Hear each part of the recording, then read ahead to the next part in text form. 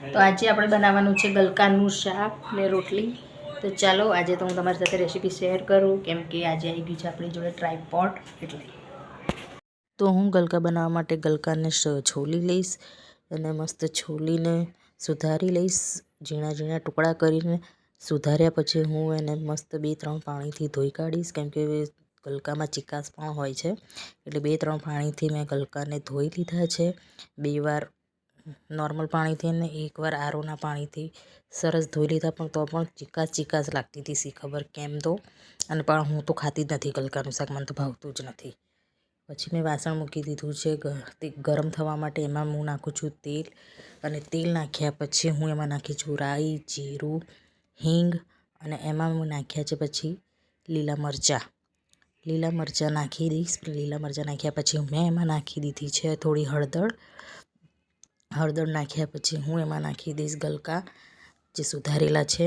એ ગલકા નાખ્યા પછી હું એને બરાબર મિક્સ કરી લઈશ, અને પછી હું એમાં નાખીશ ધાણા જીરું પાવડર અને મીઠું, અને પછી હું એને મિક્સ કરીને એમાં નાખી દઉં છું હું ટામેટાં, જેથી કરીને કાચા ના રહે. પછી એને હું થોડીક વાર માટે ઢાંકી દીધા છે, અને ઢાંકીને પછી ત્યાં સુધીમાં મેં કીધું લોટ બાંધી દઉં, એટલે ફટાફટ મેં લોટ બાંધી દીધો છે.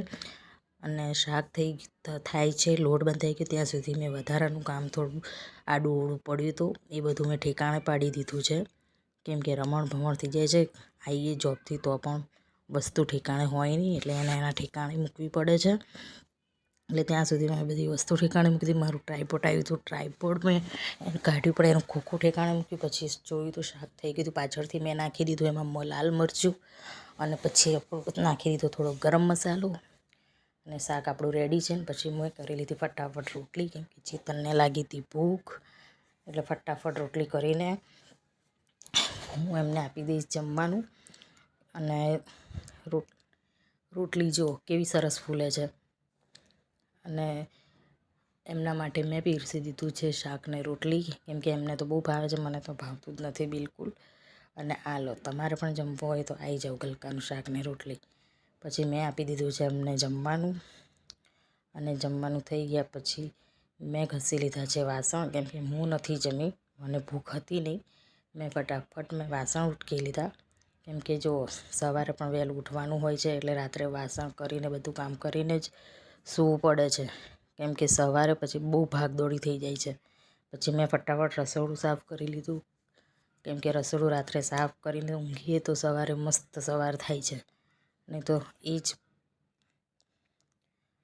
પછી રસોડું સાફ કરીને હું તમને બતાવું કે કેવું ચમચમાતું. રોજ મારે એક દિવસનું નથી, આ રોજનું છે. હું રોજ આ રીતે જ કરું છું.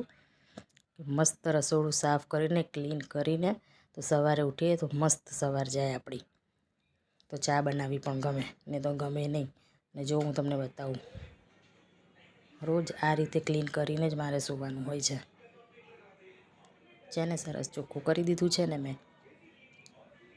તમે પણ કરતા જશો ને આ રીતે, બધા જ કરતા હશે. હું તમને બતાવું છું કે જો આવી રીતના ક્લીન કરીને જ હું સૂવું છું. પછી તો મને લાગી ગઈ હતી ભૂખ, તો આપણે લઈ લીધા છે થોડા મમરા ખાવા માટે, અને આવી જાઓ કોને ખાવા છે. અને આટલો હતો આજનો વિડીયો. બાય.